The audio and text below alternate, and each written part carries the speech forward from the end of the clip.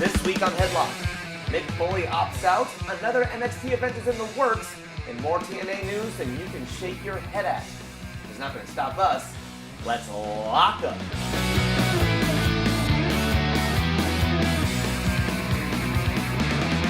WWE legend Mick Foley is a legend no more, at least according to his WWE contract status, where he has opted out of the Legends deal and took to Facebook to explain why.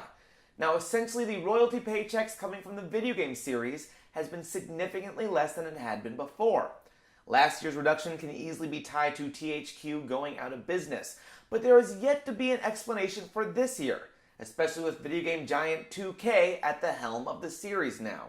Until Foley gets an explanation, he will not be re-signing.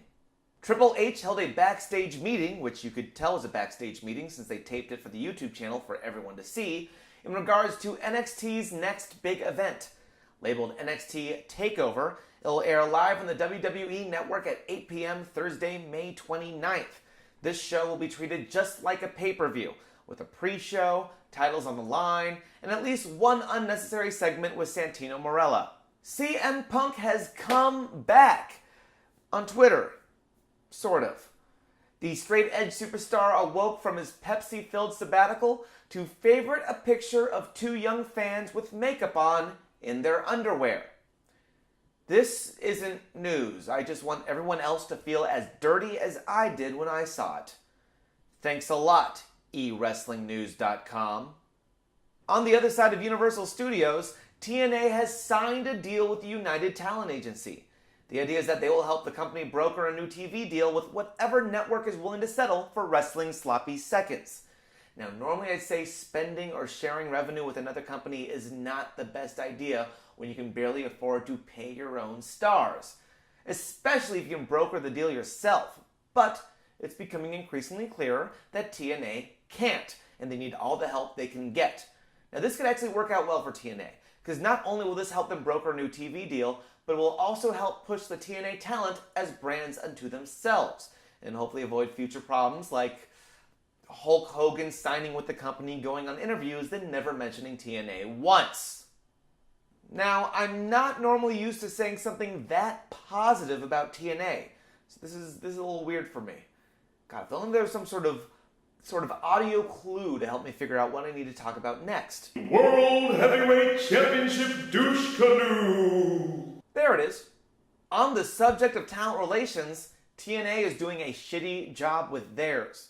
Now let's just bypass the fact that MVP only recently signed a TNA deal despite being on TV since January, claiming it was a trial run and they were ironing out the kinks of the relationship.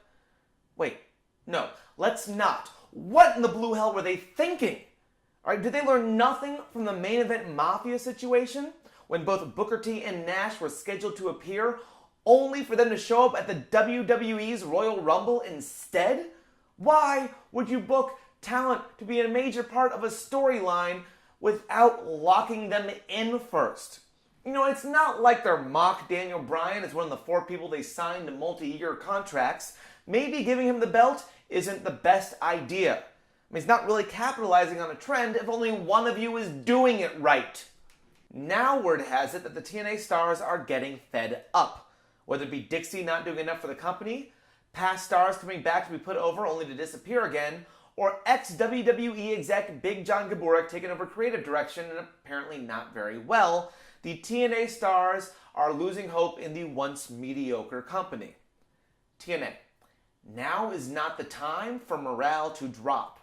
NXT on the WWE Network is creating more TV roster slots for the company, and Jeff Jarrett is just waiting to vulture off the carcass of your promotion.